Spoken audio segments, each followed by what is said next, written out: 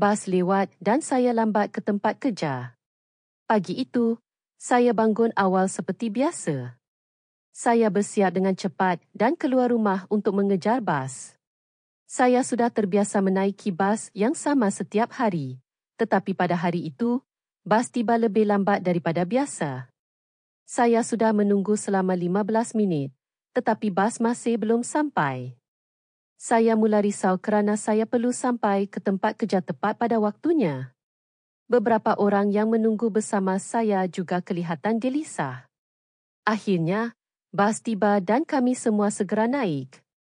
Dalam perjalanan, saya cuba menghubungi bos untuk memberitahunya bahawa saya akan sedikit lewat.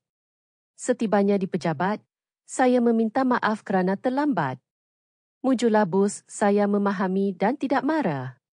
Walaupun saya agak stres, saya belajar untuk lebih bersiap sedia dan tidak bergantung sepenuhnya pada bas untuk sampai ke tempat kerja.